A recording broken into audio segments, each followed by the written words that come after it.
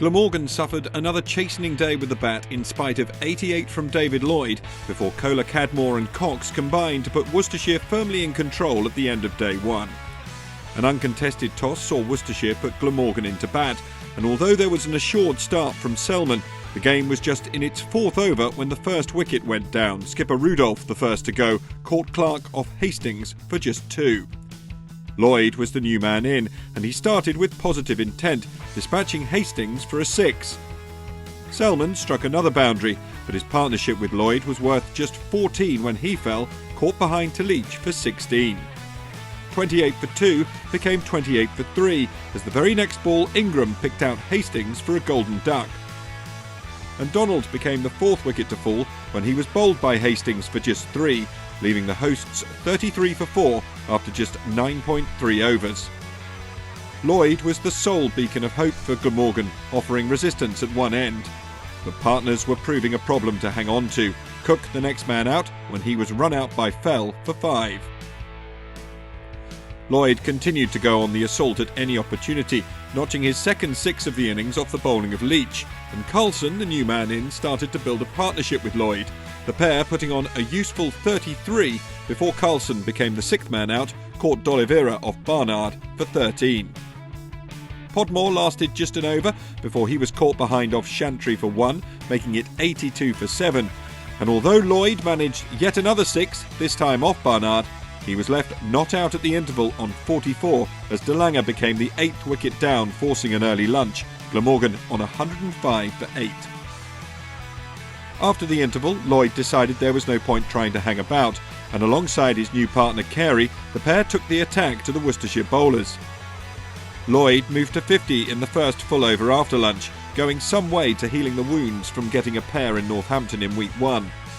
In just 6 overs, both Lloyd and Carey had stormed to a 50 partnership, and Carey, with 29 off 20 balls, including a 6 off Hastings, was providing a lion's share of the runs. He went on to score 39 in a partnership worth 68 before being bowled by Hastings. Hogan joined Lloyd, and they continued the flow of boundaries together, taking the score past 200 in the process. In the end, Lloyd fell just 12 short of his century, caught Hastings off Chantry for 88. Glamorgan 207 all out, an extraordinary return from an innings blighted by the rapid fall of wickets. Lloyd's innings standing head and shoulders above the rest, although Carey with some useful tail-end runs. With the ball, Hastings was the top wicket taker, but Chantry the only bowler to return a decent economy rate. Worcestershire's reply had a dreadful start, as Mitchell nicked off to Carey on just the 3rd ball, and he was followed back to the pavilion just an over later when D'Oliveira suffered the same fate, this time off the bowling of Hogan. 1 for 2 the score, but Fell and Clark managed to see things through until an early tee was taken due to bad light. Worcestershire 15 for 2 at the interval. After tea, Fell and Clark set about the task of building a platform for the visitors, and both batsmen started to find the boundary as their partnership grew. Over the course of 14 overs, they guided Worcestershire from 15 for 2 to 80 for 2, both moving into the 30s in the process.